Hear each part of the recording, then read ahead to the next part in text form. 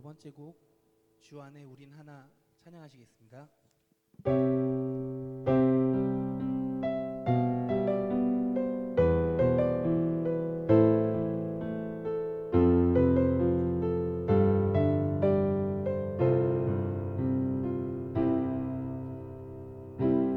주 안에 우린 하나 모습은 달라도 예수님 한 분만 바라네.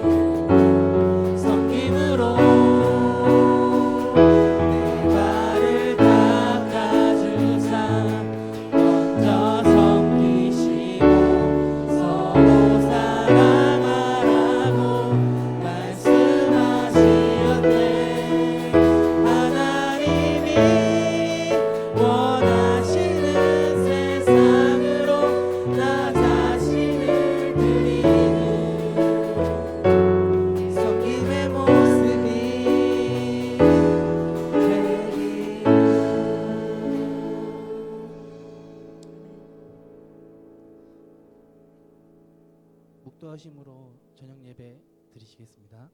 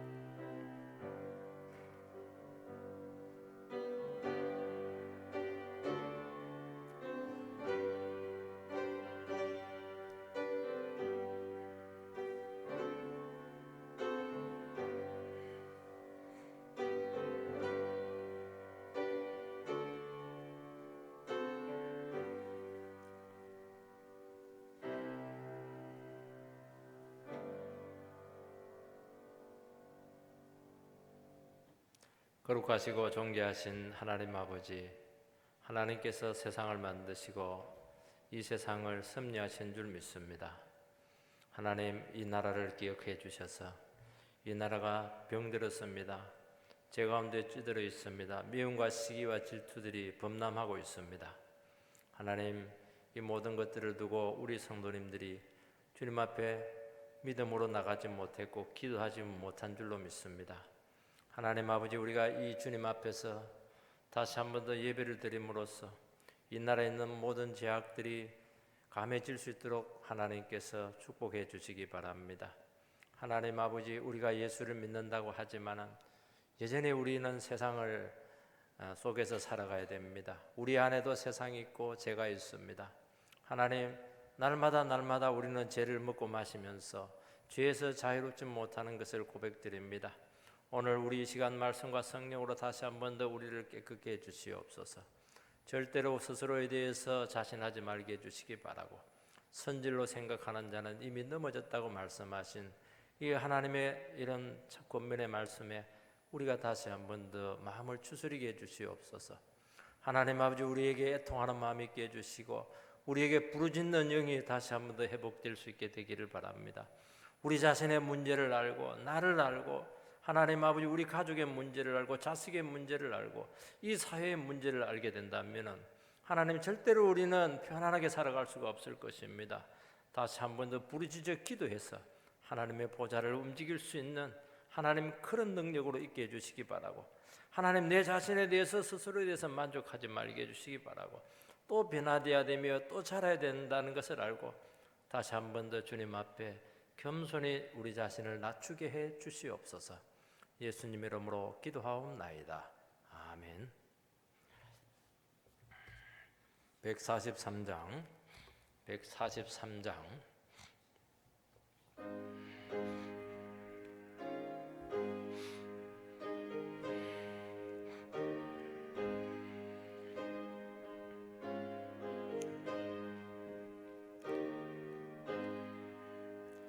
웬 말인가 날 위하여 주 돌아가셨나. 이 벌레 같은 날 위에 큰 해 받으셨나. 내 지은 죄 다 지시고 못 박히셨으니 웬일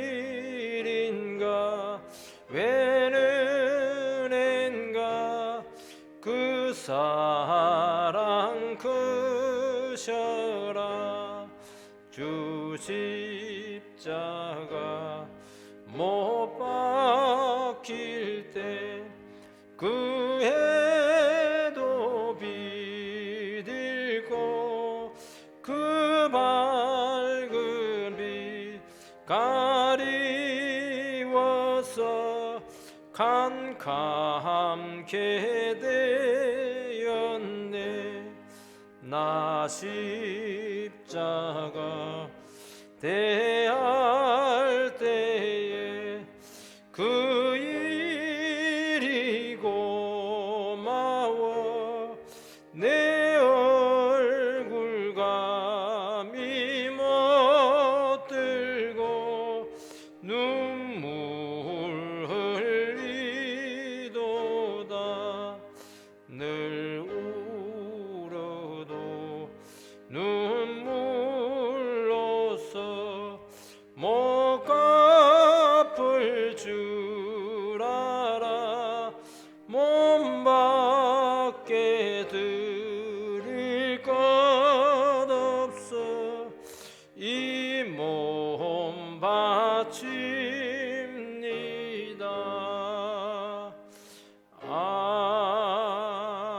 아멘.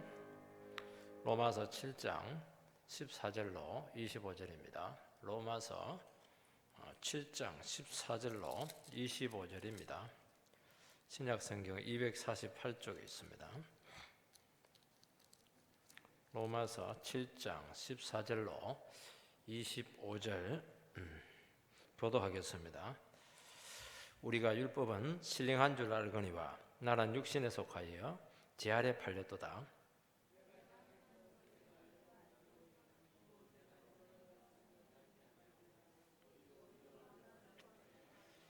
만일 내가 원하지 아니하는 그것을 행하면 내가 이로써 율법이 선한 것을 시인하노니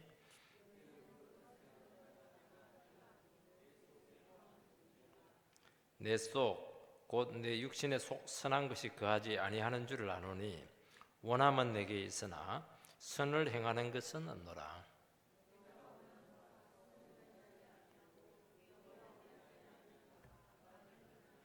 만일 내가 원하지 아니하는 그것을 하면 이를 행하는 자가 내가 아니요 내 속에 거하는 죄니라.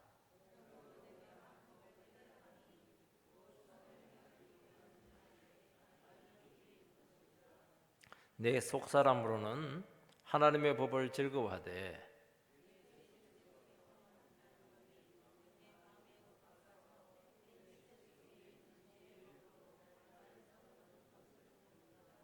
오라 나는 공고한 사람이로다. 이 사망의 몸에서 누가 나를 건져내랴. 우리 주 예수 그리스도로 말미암아 하나님께 감사하리로다.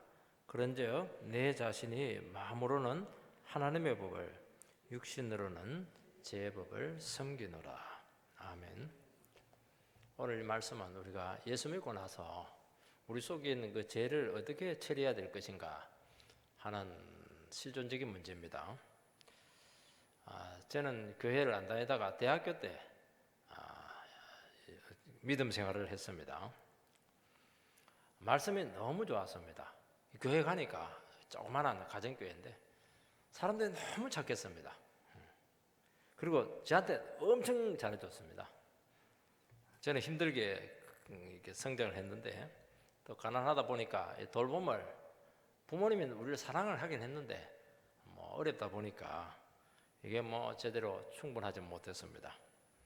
교회는 천국이었습니다. 다 받아주었습니다. 또 제가 용서받고 하나님 나를 사랑한다. 그거 생각만 해도 막 너무 신기하고 놀랍고 정말 기뻤습니다. 근데 이 행복이 계속 유지되면 되는데 이 행복이 계속 유지가 안 되는 겁니다. 이상하게 믿음 생활을 하면 할수록 자꾸 고민이 생겼습니다. 말씀을 들을 때는 너무 좋았는데 삶에서는 이 말씀대로 이게 안 사라지는 겁니다. 말씀을 몰랐으면 나을 텐데 아니까 더 힘든 겁니다. 말씀을 들으면 죄짓지 마라 이렇게 하는데 현실에서는 뭐 죄를 끊을 수가 없었습니다. 그러니까 뭐 양심이 괴로운 겁니다. 그리고 놀라운 사실은 내 속에 욕심이 야망이죠. 야망이 막 이렇게 많은 줄은 몰랐습니다. 야망이 막 똘똘 뭉쳐 있었습니다. 정욕과 시기와 열등감이 막 저를 계속 그렇게 괴롭혔습니다. 괜히 예수님 믿는 바람에 저의 그 부끄러운 민낯이 그냥 다 드러나게 되었습니다.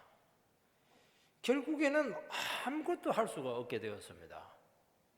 나를 숨기고 은폐했을 때는 막 그냥 큰 소리도 치기도 하고 막 그냥 대단한 것처럼 또 보이기도 하고 또 뭐 자신 있게 뭔가를 했는데 예수를 믿는 바람에 막 잘하는 게 다 없어져 버리게 되었습니다. 굉장히 그 주눅이 들고 말이죠. 그런 식으로 되었습니다. 괜히 예수 믿었다. 이제 뭐 세상으로 갈 수도 없고요. 하나님께로 가는 거는 더 힘들고요. 내가 어디로 가야 되는가? 내가 왜 이렇게 됐나? 정말 그런 때가 있었습니다. 그리고 말씀을 들으면 내 안에서 막 재성이 자꾸 살아나는 것을 느끼게 되었고 도리어 그 말씀이 저에게 이제 상처가 된다는 것을 알게 되었습니다. 예수 믿기 전에는 이 죄 짓는 삶에 문제가 되지 않았는데 주님을 알고 나는부터 제가 저를 막 너무나 힘들게 하고 괴롭히고 늘 넘어지게 했습니다. 내가 정말 천국 가긴 간 건 맞는지 내가 예수 믿는 것처럼 이게 보이지가 않았습니다. 근데 이제 그런 가운데서도 뭐 어떻게 다른 데로 갈 수는 없으니까 계속 예배를 드리고 계속 내 자신과 싸우면서 신앙생활을 이렇게 하면서 상당히 시간이 지났을 때 느끼게 되었습니다. 이게 정상이다 하는 것을 알게 되었습니다. 그때는 막 너무 괴로워가지고 막 그냥 그 추운데 밖에 나가서 막 그냥 살려달라고 기도도 하기도 이렇게 했는데 그게 정상이었습니다.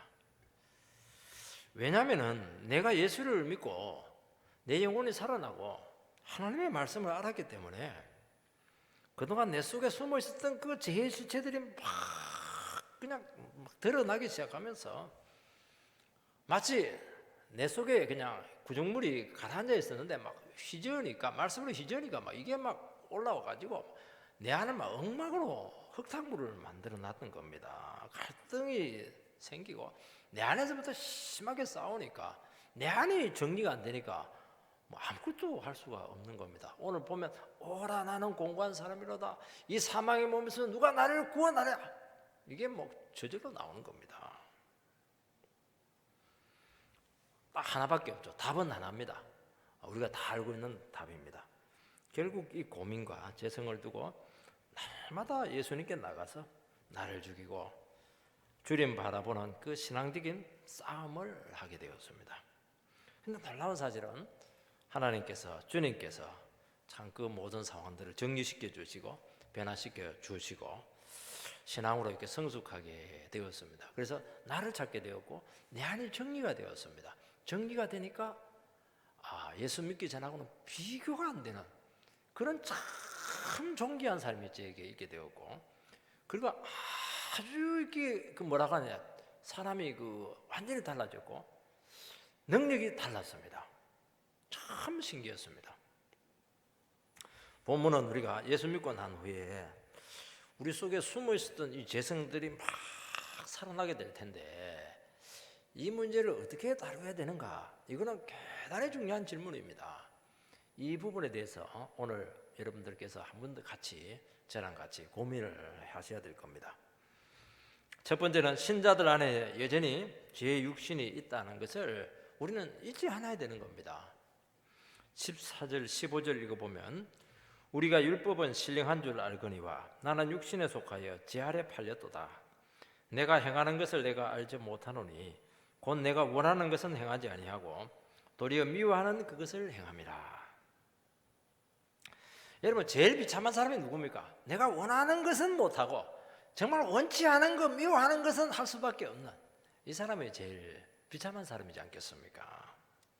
제일 행복한 사람은 내가 하고 싶은 걸 마음껏 할 수 있는 사람이 행복한 사람이죠. 예수 믿고 나서 우리의 상태가 이런 제일 비참한 모습이 될 수 있습니다. 여기서 나는 이렇게 자꾸 나가 이게 아마 수십 번 나옵니다. 이 내가 누구냐? I 영어로 되게 이제 로마서를 쓰고 있는 바울 사도다. 이제 그렇게 봅니다. 바울 사도는 자기 자신의 상태를 이 부분에 있어서는 고백적으로 고백을 합니다. 되게 이제 서신서를 쓸 때는 자기 얘기를 잘 안 합니다. 구체적으로 이렇게 안 하는데 대단히 중요한 이 부분에 있어서는 고백적으로 이렇게 자기 신앙 고백적으로 이렇게 이야기를 풀어 쓰고 있습니다. 왜냐하면 이것은 이론이 아니고 정말 내가 겪었던 아주 심각한 문제들이고 이게 굉장히 중요하고 이게 잘못 다뤄지면 신앙을 잃어버릴 수가 있는 중요한 문제이기 때문에 그래서 이 부분을 나도 겪었는데 우리 예수 믿는 누구나 이건 다 겪을 수 있는 문제고 이거 이상한 게 아니고 정상이다. 왜냐하면 자칫하면 이것은요 굉장히 이상하게 자기 자신을 생각할 가능성이 많기 때문에 나도 겪었는데 여러분들이라고 안 겪을 사람 누가 있겠는가? 나도 참 힘들었다. 나도 고민했다. 여러분도 그렇게 될 것이다. 참 그 정말 그 동질감적인 그 마음을 가지고 고백적으로 증거를 하고 있는 겁니다. 우리가 예수를 믿으면 너무 기쁘고 모든 것을 다 얻은 심정입니다. 세상이 달라 보여요. 하늘이 아름답고 꽃들이 막 나에게 그냥 미소를 짓고 있고 새들이 나에게 막 사랑의 노래를 부르고 막 세상을 다 얻은 것 같습니다. 이제 다시는 죄 안 짓고 정말 천국 자녀답게 그렇게 참 잘 살고 싶습니다. 그게 오래 못 갑니다. 실제는 죄 짓고 다른 사람 미워하고 정욕 때문에 다 괴로워하고 이게 뭐 그러니까 이게요 우리는 아예 천국을 몰랐으면 상관이 없습니다. 천국을 알아버리니까 천국을 알지 지옥을 알지 막 천국과 지옥을 뭐 왔다 갔다 할 수 있다는 겁니다. 늘 주님 위해서 기도하고 늘 전도하고 다른 영혼을 위해서 막 이렇게 사랑을 베풀어주고 살아갈 것 같은데 에이구, 어떻게 그게 그렇게 되겠습니까? 정반대로 갑니다. 힘들게 신앙생활을 합니다. 은혜 받을 때는 막 절대로 주일 예배 안 빠지고 정예배 다 하고 청년부 다 하고 수요일교회 다 하고 새벽기도 다 한다는데 오전 예배 드리고 나서는 막 피곤해지는 겁니다. 실제 예수 믿는 사람 같지가 않고 이렇게 살아가다가는 안 될 것 같고 믿음 버릴 것 같고 지옥에 떨어질 것 같은 그 위기를 느낄 때가 있습니다. 그 이유가 무엇이냐 하는 문제입니다. 오늘 보면은 율법은 신령한 줄 알거니와 율법은 신령하다는 것을 알고 있다는 겁니다. 선하고 거룩하고 이거 하나님의 영으로 기록된 것이기 때문에 오류가 없습니다. 그러니까 율법 앞에 딱 서면 내가 죄인이라는 것을 인정을 합니다. 율법이 잘못 있는 것이 아니에요. 내가 잘못했다는 것을 알게 됩니다. 그걸 안다는 겁니다.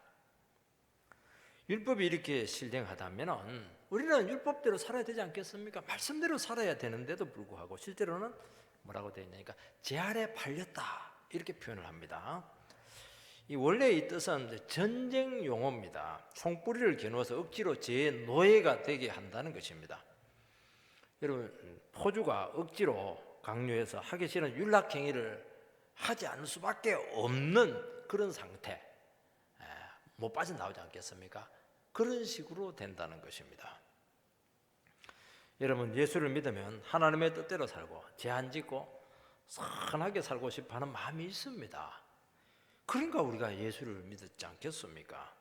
근데 실제로 현실 속에서는 이 죄의 세력이 갑자기 막 총뿌리를 우리에게 겨누면서 막 내리찍어서라도 죄짓게 한다는 겁니다. 원하는 것은 하지 못하고 미워하는 죄는 짓게 한다는 겁니다. 그래서 내가 왜 이러지? 내가 예수 믿는 게 맞나? 하나님 자녀가 맞나? 자꾸 갈등하고 고민하게 되는 겁니다. 예수 안 믿었으면요 이런 갈등 없습니다.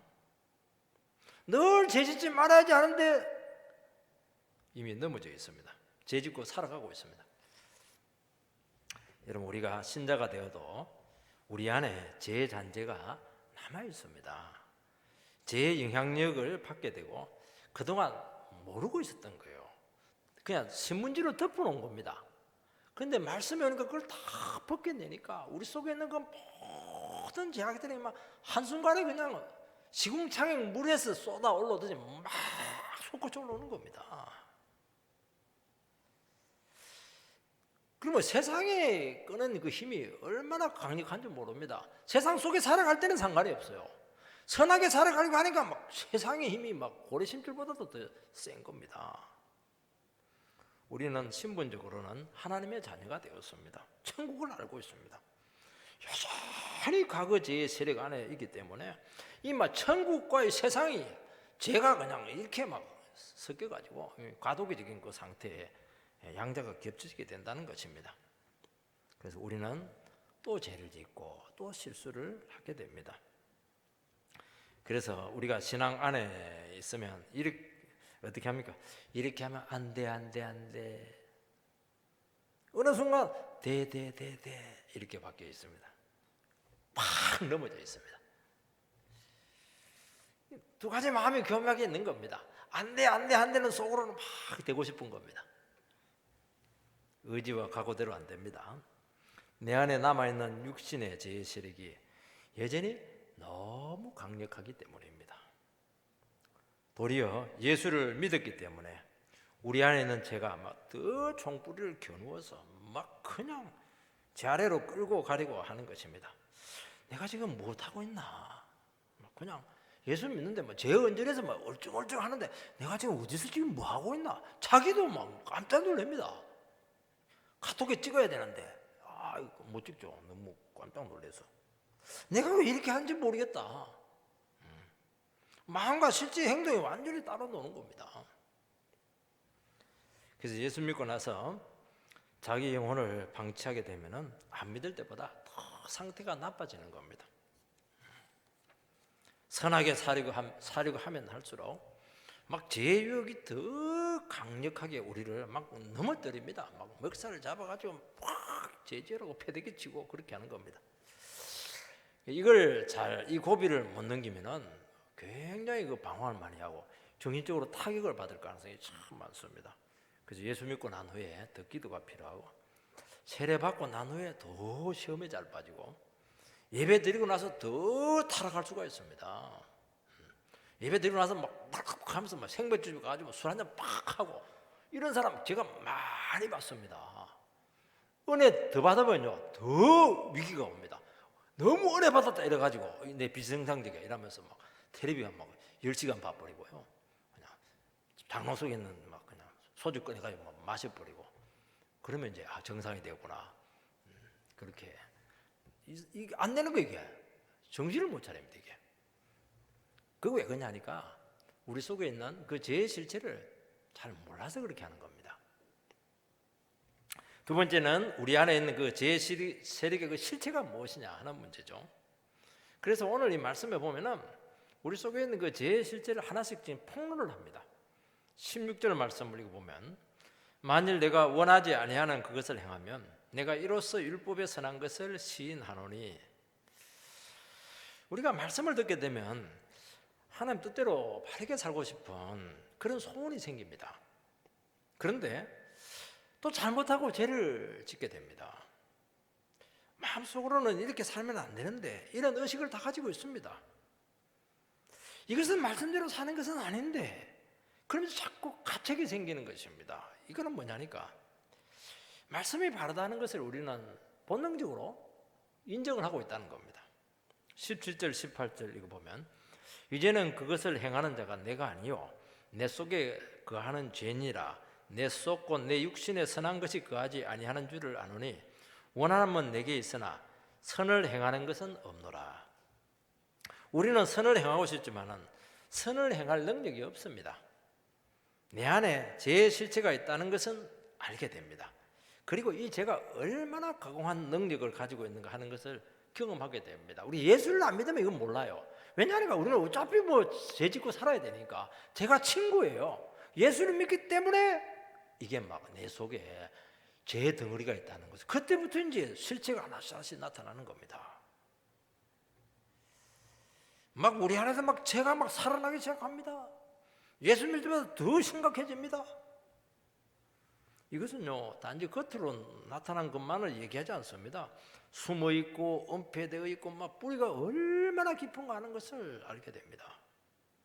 어쩌다가 한 번씩 살아가다가 안 좋은 뭐 행동을 한다든지 안 좋은 뭐 불량한 태도를 보이는 게 아닙니다. 우리 삶 전부와 다 관계되어 있다는 것을 알게 됩니다. 우리의 본성은 죄의 덩어리다 하는 것이죠. 그래서 우리 전생 전체가 죄의 영향 아래에 있다는 것을 깨닫게 됩니다. 그리고 세상이 보입니다. 세상이 얼마나 죄의 뿌리 깊이 박혀 있는가. 옛날에는 막 세상이 너무 좋았습니까? 왜냐하면 우리 세상 체질이니까요. 우리가 이제 예수 체질이 되는 바람에 막 세상이 보입니다. 와, 세상이 이렇게 흉악한 데구나. 정말 그것을 알게 됩니다. 실체가 지금 알게 되는 겁니다. 여러분, 세상이 제일 잘 보이는 데가 보니까 텔레비더라고요. 텔레비는 세상을 그대로 화면에 보여줍니다. 텔레비의 정신이 뭐냐?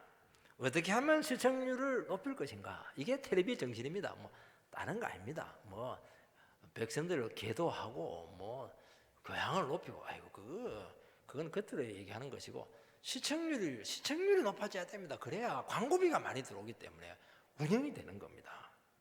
여러분 잘 생각해야 됩니다. 그 시청률을 높이려면 어떻게 해야 되느냐? 사람들의 구매에 맞는 것을 탁 방영해 줘야 됩니다. TV를 보면요, 인간이 바라고 원하는 것을 너무 잘 알고 너무 구미에 맞춰주고, 우리가 하고 싶은 말을 다 해주고, 보고 싶은 것을 다 보게 해주고, 생각하는 것은 처음부터 다 나옵니다. 참 신기해요. 여러분, 텔레비는요 너무너무 놀라운 겁니다.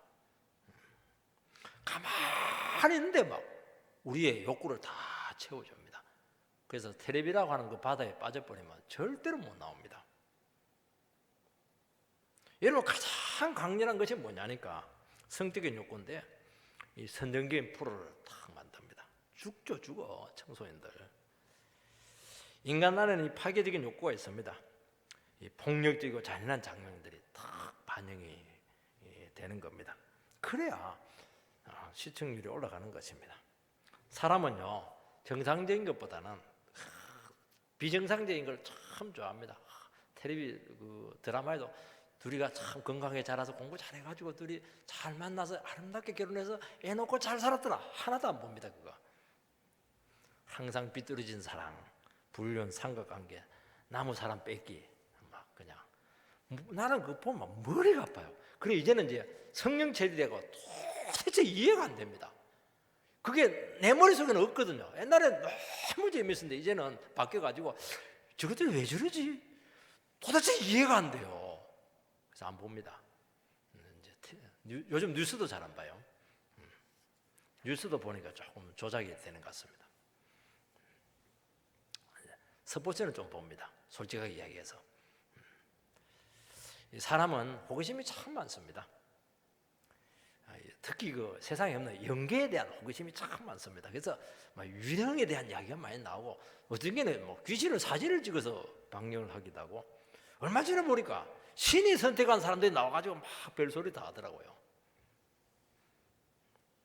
오락이나 쇼는 어린이 청소년들에게 딱 맞춰집니다. 어른들은 이게 안 보거든요. 그런 것들. 그러니까 어린이들에게, 청소년들에게 맞춰지니까 청소년들이 그거 보면 알아요. 청소년 수준이 유치하다 하는 것을 알게 됩니다.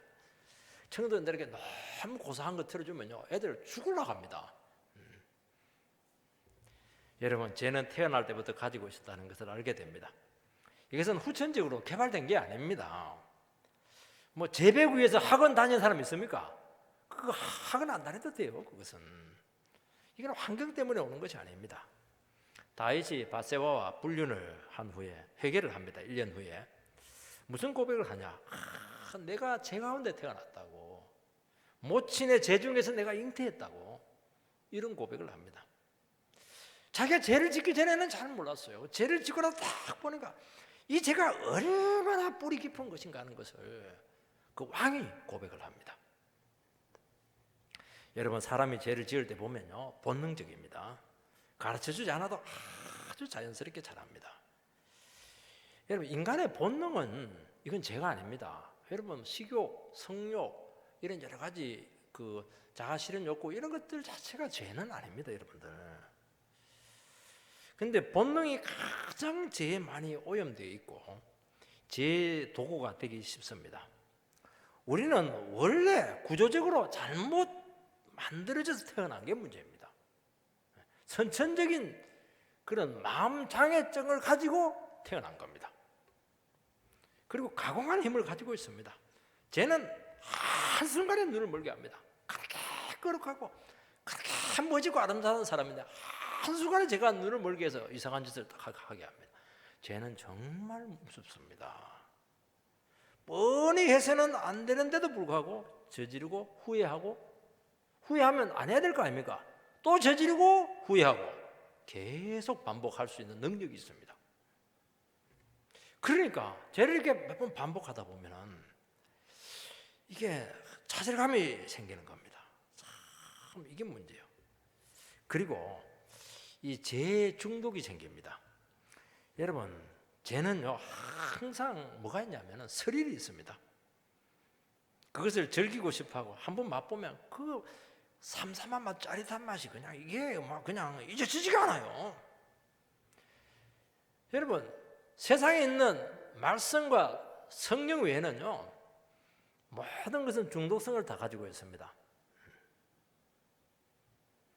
특별한 그 죄가 주는 그 스릴이 있습니다.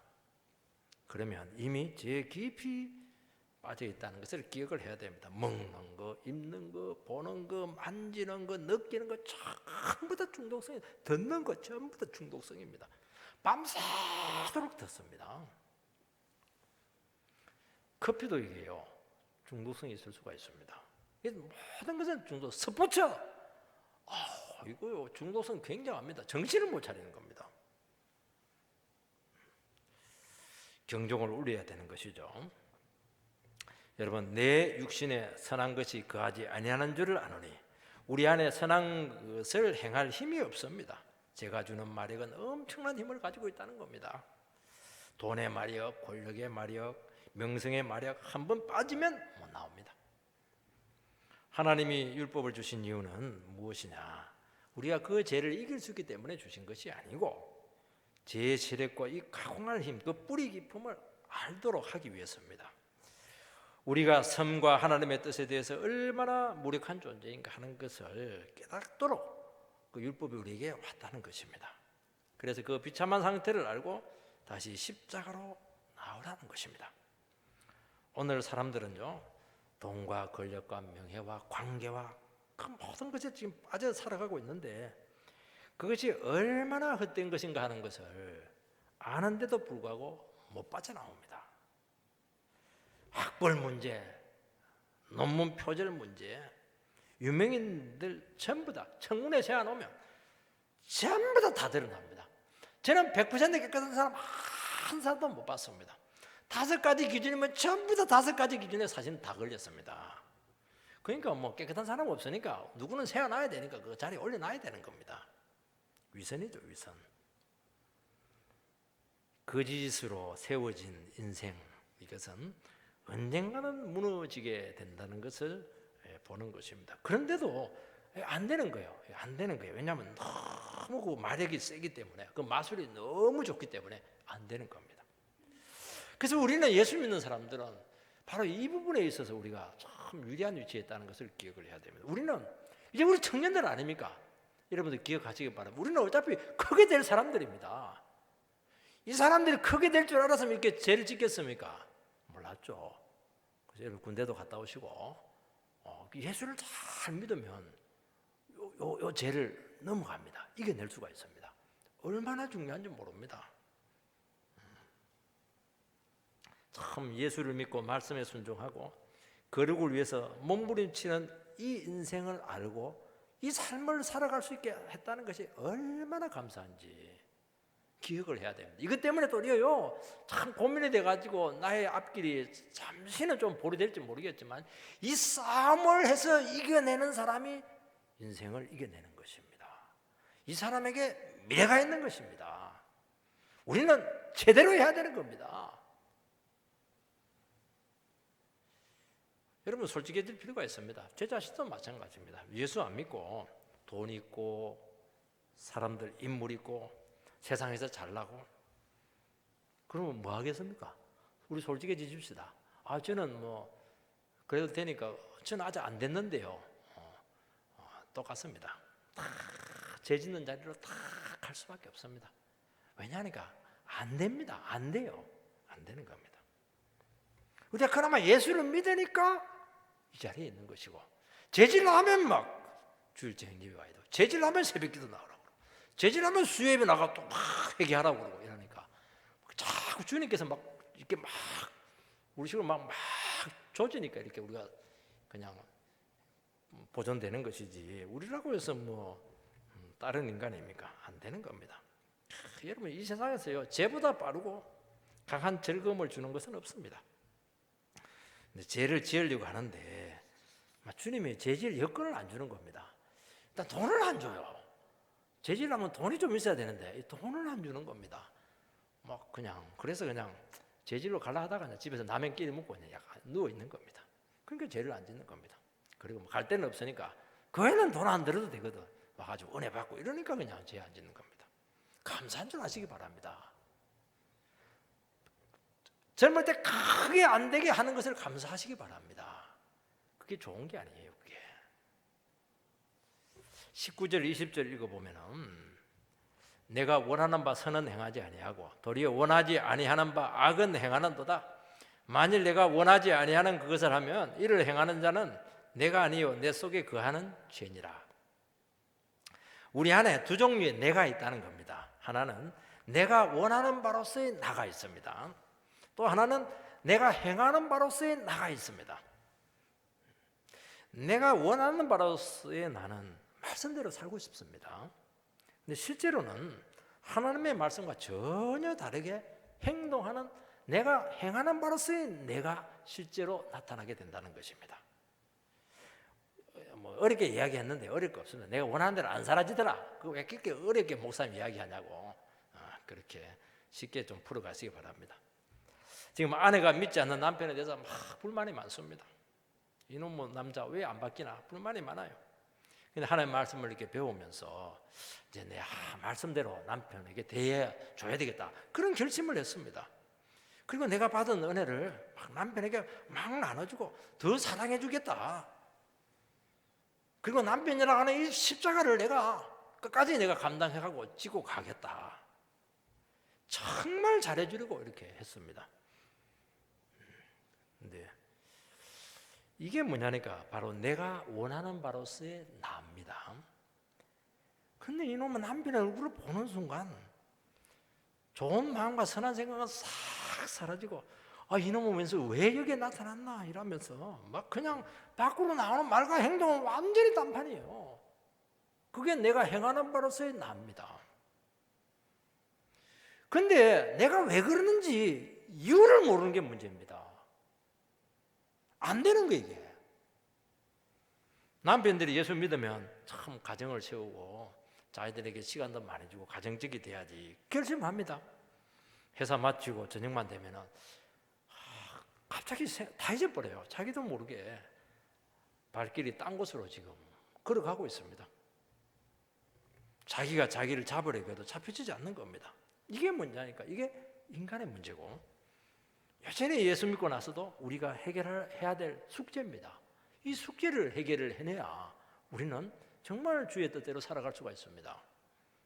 마지막으로는 두 가지 법이 내 안에서 충돌합니다. 인간 안에는 두 가지 법이 있는데 비슷비슷한데 조금 여러분 차이가 있습니다. 이 개념상의 차이가 있습니다. 이 법이 율법이 다가올 때 막 충돌을 하게 되는데 결국 제법이 승리하게 되더라는 겁니다. 25절에 1절에서 25절 말씀을 보면 그러므로 내가 한 법을 깨달았노니 내가 선을 행하기 원하는 나에게 악이 함께 있는 것이로다. 내 속사람으로는 하나님의 법을 즐거워하되 내 지체 속에는 한 다른 법이 내 마음의 법과 싸워 내 지체 속에 있는 죄의 법으로 나를 사로잡는 것을 보는도다. 오라 나는 공고한 사람이로다. 이 사망의 몸에서 누가 나를 건져내리라. 우리 주 예수 그리스도로 말미암아 하나님께 감사하리로다. 그런즉 내 자신이 마음으로는 하나님의 법을, 육신으로는 죄의 법을 섬기노라. 율법이 우리에게 다가올 때 우리 안에는 두 가지 법이 작용을 합니다. 하나의 법은 뭐냐니까 우리 마음 속에 있는 법입니다. 우리 마음 속에 있는 그 법은 뭐냐? 하나님의 법을 따르고 싶은 그 원리죠. 법이라고 하는 것은 뭐냐? 강력한 구속력과 실행력을 가지고 있습니다. 그 법을 안 지키면 처벌을 받습니다. 이 하나님의 법인 율법이 우리에게 다가오면 하나님의 권위와 함께 그것을 지키지 않으면 안 되는 강한 법적인 구속력이 우리에게 생기게 된다는 겁니다. 율법을 안 지키면 처벌이 두렵기도 하지만은 더 중요한 것은 이 율법을 안 지키면 하나님의 축복을 놓친다는 것을 알게 되는 겁니다. 그래서 우리 마음속으로 정말 하나님 율법대로 살고 싶은 참 소원이 강렬해진다는 겁니다. 말씀을 들으면요 정말 이제부터 내 말씀대로 살고 싶은 그런 마음이 강하게 일어나게 된다는 겁니다. 동시에 또 다른 법이 하나 생기는데 그 법이 우리를 구속하기 시작합니다. 그 법은 뭐냐? 우리 주체 속에 있는 죄의 법입니다. 이 지체 속에 있다고 하는 것은 우리의 모든 기관과 기능들이 다 포함되는 겁니다. 마음만이 아니고 사지들, 우리 머리들, 모든 것들, 이런 것들을 다 그냥 반응을 한다는 것이죠. 이 법이라고 하는 것은 법칙이지 않습니까? 원리입니다. 반드시 어떤 원리대로 항상 된다는 겁니다.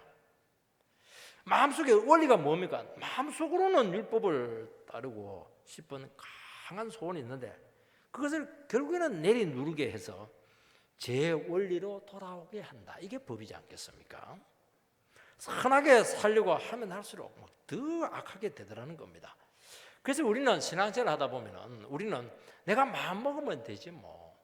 내가 좋은 생각을 하고 좋은 의도를 가지고 있으면 되지 뭐. 이게 아니라는 겁니다. 이게 안 되는 겁니다. 결국 죄짓고 실패하더라. 이게 고백입니다. 이거는 뭐냐니까 법칙이에요. 법이라고 했어요. 법칙입니다. 법칙. 법칙은 우리는 거기서는 빠져나오기 어렵습니다. 그러니까 이게 법칙이니까 안 되니까 죄를 짓고 나서 너무 절망적입니다. 이게 우리 힘으로 돼버리면은 절망적이지 않거든요. 이번에 실패했으면 또 이번에 다음에 성공하면 되지 뭐. 근데 나중에 가다 보면 이게 성공이 안 된다는 걸 알게 됩니다. 거기서 엄청난 좌절을 겪게 된다는 것입니다. 회복할 수 있는 방법이 없기 때문이죠. 어떤 때는 요 강한 유혹으로 죄를 짓게 하고 어떤 때는 죄를 짓지 않으면 안 되도록 막 위협을 합니다. 어떤 사회나 조직에 들어가면 죄를 짓지 않으면 안 되는 구조적인 틀을 가지고 우리에게 압박을 합니다. 내 혼자 아무리 결백하려고 해도 아무리 깨끗하려고 해도 그 조직 안에 있으면 죄 안 지을 수가 없습니다. 괴로운 것이죠. 그것도 마찬가지입니다. 여러분 사람이 죄를 지을 때 보면 모르고 짓는 것보다요 전부 다 알고 짓는 겁니다. 술 먹고 막 소리 지고 난 몰랐다. 거짓말입니다. 그거. 왜 몰라요? 정말 모르고 짓는 건 큰 게 아닙니다. 무의식적으로 짓는 죄들은요 큰 죄는 절대로 안 됩니다. 제가 대구에 있을 때 교육자실에 와가지고 행패 부리는 술만 먹으면 행패 부리는 사람이 있어요. 어떻게 교육자들이 세게 못 나온 것을 알고 막 기가 막히게 교육자들이 괴롭히는데요. 뭐 소리도 못 지르고 경찰도 못 부르고 막 한 번 걸리면 한나절을 괴롭힘을 당합니다. 그 사람이 모르고 합니까? 다 알고 합니다. 이런까지 다 최 목사님 하면서 옆에 싹 오는데 막 죽겠더라니까요. 이게 다 알고 한다니까요. 못된 사람이 이거.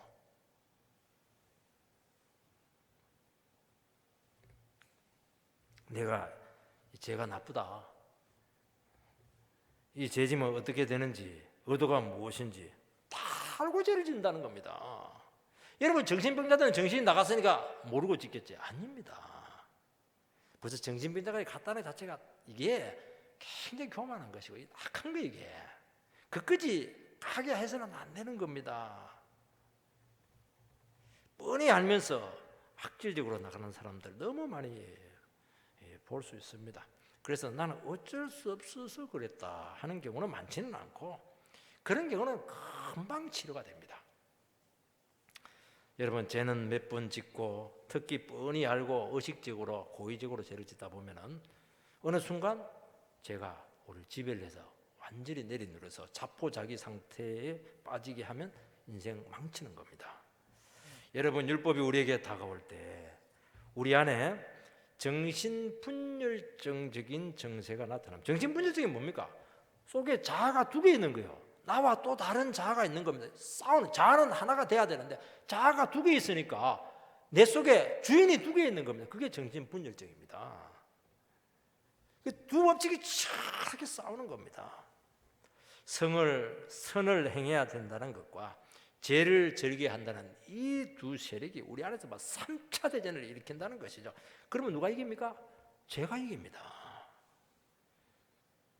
여전히 마음 안에는 그러면서 또 마음속에는 이렇게 살면 안 되는데 이런 마음이 또 있는 겁니다. 옛날에는 아예 뭐 죄를 따라가니까 이런 고민이 없는데 이제는 이 고민이 생기게 되는 게 문제입니다. 그래서 종교적인 정신분열증 증세가 일어나게 되는데 이 정신병은 정신병원에 간다고 해서 치료 안 됩니다. 약 먹는다고 치료되지 않습니다. 유일한 치료약은 하나밖에 없습니다.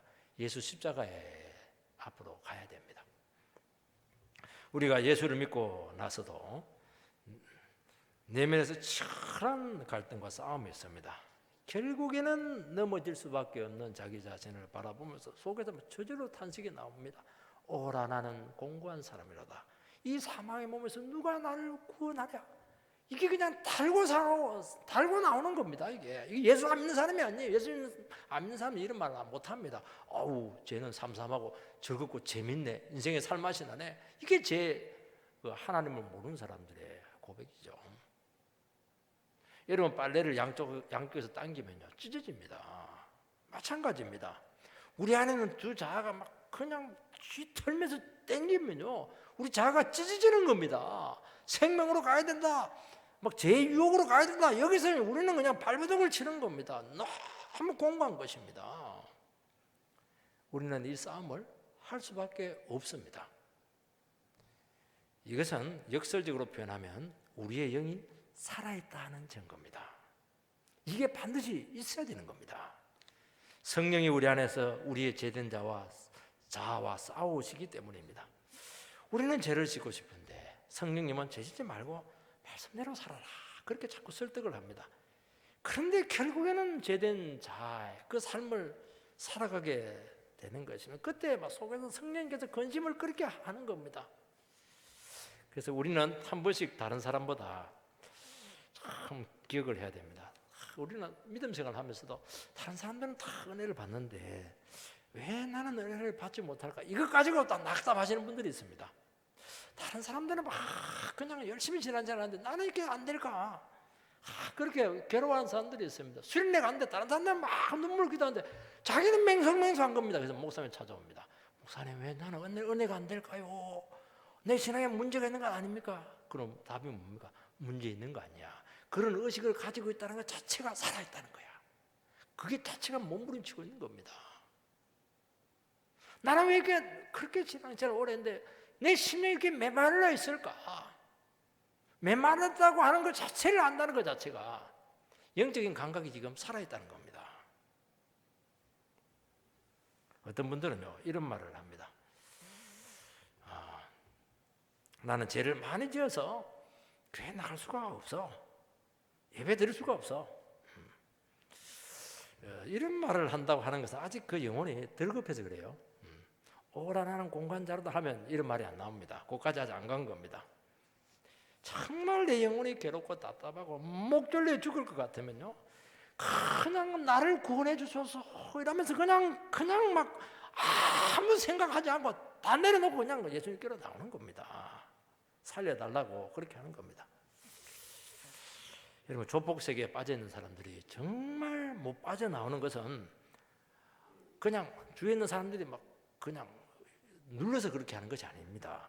본인이 진정으로 빠져나올 마음이 없기 때문에 못 빠져나온다는 겁니다. 마귀가 그 마음을 사로잡아서 막 이상 낙심을 주었기 때문에 너는 이렇게 살 수밖에 없어. 그걸 스스로 받아들이기 때문에 그렇게 하는 것입니다. 여러분, 유언가에 있는 여종어머니들의 90%가 낙심해서 이렇게 살 수밖에 없다고 생각하기 때문에 못 나온다는 겁니다. 정말 나오고 싶은 마음이 있으면요, 나온다는 겁니다. 안 된다는 겁니다. 그러면 그때부터 죄의 권세가 그 사람을 끌고 가는 것입니다. 그게 뭐냐니까 죄에 무감각해지는 겁니다. 여러분, 우리도 마찬가지입니다. 예배드리고 죄짓고 신앙생활은 늘 그렇게 하는 거야. 또 예배드리고 죄짓고 그러면 안 됩니다. 그것은 영적인 감각이 죽어 있는 겁니다. 그건 아니야. 또 고통스러워하더라도 또 죄지면 괴로워하고 또 눈물 와서 기도하고 나는 또 왜 안 됩니까? 그렇게 하니까 성령님께서 역사를 하죠. 성령이 부어지죠. 그러니까 우리가 변화가 되는 겁니다. 그래서 우리는 이 탄식과 몸부림이 늘 천국 가는 그 순간까지 있어야 된다는 겁니다.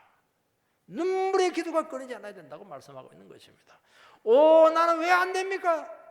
나는 왜 여기서 자유롭지 못합니까? 나는 왜 넘어지는데 꼭 넘어집니까? 어떤 경우는 너무 많이 기도해가지고 미안해가지고 예수님께 기도 못하는 분들이 있습니다. 그럼 미안해하면 안 돼요. 또 주님께 나서 미안합니다 이러면서 또 잘못했습니다. 또 그렇게 하는 겁니다. 그거 하라는 데 그거 바울이 다 했고 믿음의 선진들이 다 했던 겁니다. 다 해야 돼요. 언제까지요? 영원히 해야 됩니다. 예수님이 내가 예수님급이다 그러면 이제 안 해야 됩니다. 예수님급이 아닌 사람들은 이걸 계속 해야 됩니다. 속이지 마시기 바랍니다. 그렇게 몸부림치면 주님께서 치료해 주시고 회복시켜 주시고 생각보다 놀랍게 그렇게 귀하게 만든다는 것을 말씀해 주고 있는 것입니다. 그래서 다시 한 번 더 영혼의 자유를 찾는, 우리가 신분적으로만 구원받았다고 해서 무슨 소용이 있습니까? 그것도 귀하지만 정말 우리가 실제적인 구원을 받아야 되지 않겠습니까? 그런 구원의 은혜가 되기를 주의 이름으로 축원드립니다. 우리 같이 한번 기도하겠습니다. 오늘 우리 이 시간 참 우리 영혼을 두고 주님께서 말씀하고 있습니다. 우리 영혼이 살아있어야 된다고 그렇게 말하고 있습니다. 믿음의 싸움을 해야 되는 겁니다. 내가 왜 은혜가 안 됩니까? 내가 왜 자꾸 넘어집니까? 이제 하나님 너무 미안하네요. 내가 이렇게 신앙생활 하는 것이 이게 바른 겁니까? 정말 이 믿음의 세계에서 도망가고 싶고 교회에서 멀리 떠나고 싶고 하나님 그냥 조용한 데서 그냥 아무 일 없이 살고 싶습니다. 정말 그런 심정이 들 때가 한두 번이 아닐 겁니다.